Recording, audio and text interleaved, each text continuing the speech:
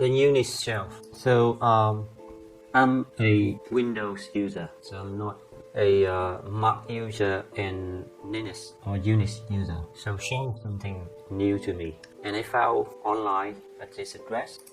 It's a very good course about Unix shell, and I thought that probably is good to make a video of how to use this to learn the Unix shell. So I'm gonna make a series of videos learning this using Ubuntu bash command in Windows. So if you go to this website again, you can go to swcarpentry.github.io shell novice. You're gonna see this.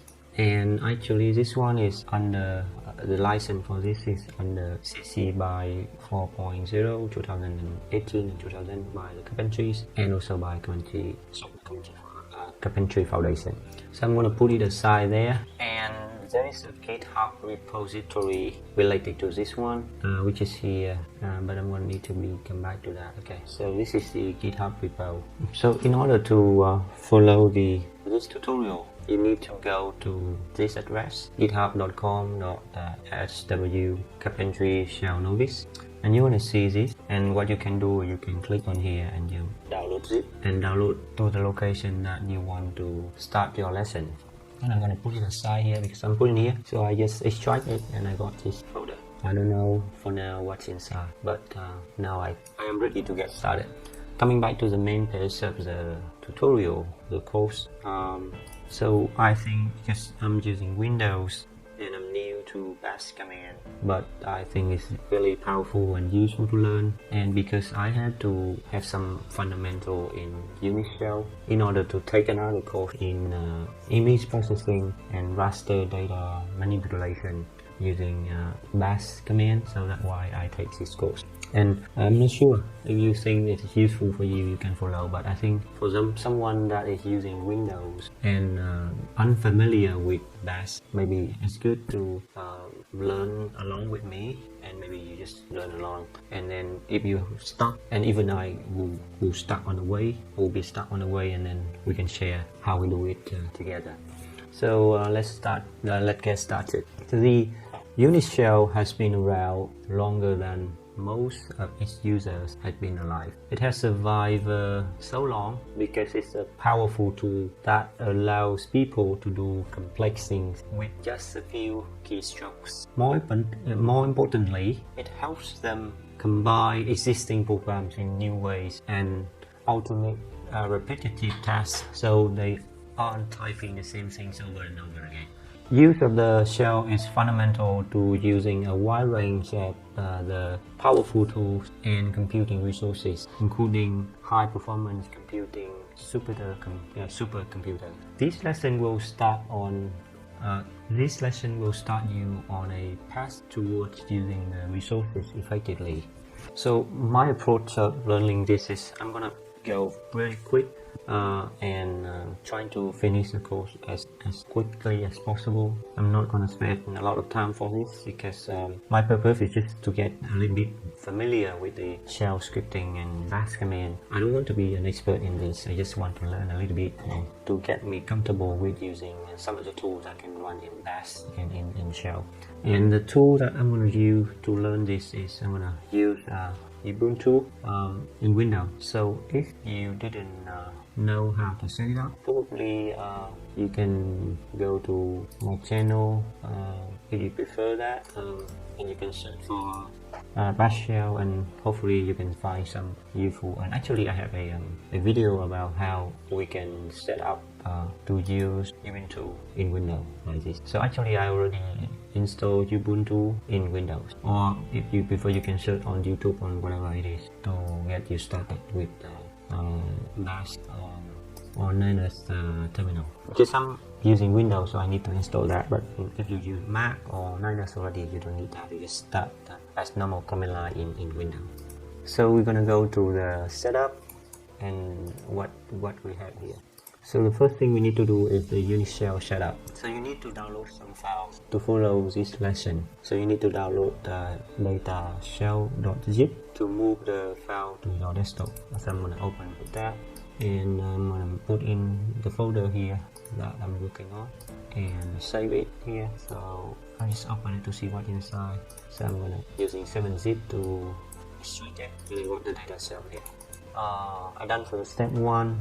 I'm gonna go to step 2 is unzip and extract the file as your instructor if you need to help the step, and then you will end up with a new folder called data shell on your desktop here. Actually, I don't put it in my desktop. I put it in a location that I store in my computer. And then open a terminal and type cd. So I'm gonna just from this location, the folder, I'm gonna type in cmd and it will turn up me on a command line like that. And the way I start the bash Linux shell or in Windows is I just type in bash like that, and it's gonna change to bash command from window command.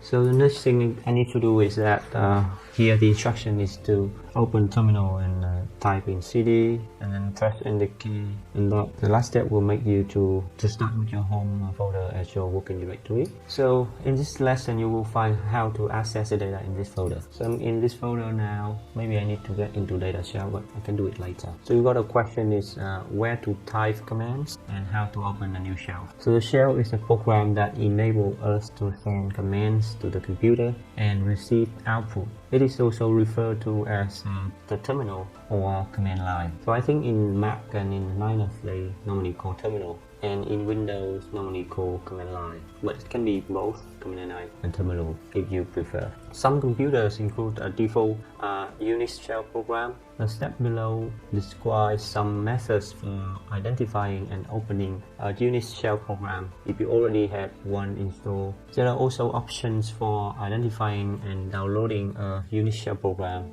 So I think for this part, here just working for Linux in Mac OS, and here I focus on Windows. So I'm using Windows, so I just focus on this section of the lesson. Computer with Windows operating system do not automatically have a Unix shell program installed. In this lesson, we encourage you to use an emulator. Include an emulator include in Git for Windows, which gives you access to both bash shell commands and Git. If you are attending a software community workshop section, it is likely that you already have received instruction on how to install Git for Windows. So once installed, you can open the terminal by running from git bash from the Windows Start menu. Other solution, so that solution is also working in my computer as well, because I also have Git desktop installed in my computer. So if I'm going to Start menu and I'm going to type in Git, so you can see that here I got the git bash command there. And actually this one is bash command, so I can do ls and I can list all that. Or I can do parent working directory. I know where I am now, so I can do a maybe change directory to this location, which is here is gonna be D, and so it should be something. It's just so tricky. Actually, that's very tricky. So I'm gonna go to CD, go back to CD, So I'm gonna parent working directory. So I'm on C now, and in order to change directory to here, it's not easy in there. Actually, I can do that, but I don't use that. So that's one way to start the git command. You see that the way I do it, it's very easy. I just press in here and I just type in bash, and it will run directly from that location for me if I want to run bash command in Windows. So here the other solution available for run bash command on Windows. So this is the solution that I'm using. There is now a bash shell command line tool available for Windows 10.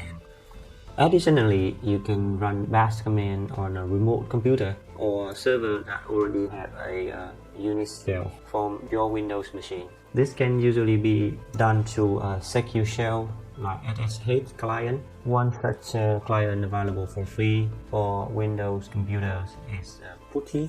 See the reference below for information on installing and using PuTTY. Using Windows 10 command line tool or installing and using a Unix Linux emulator. But because in my case I'm using Windows and Linux in Windows using Ubuntu, so I already get it, so I don't need to follow the instruction anymore. And that's it for the first one, which is set up and get ready for the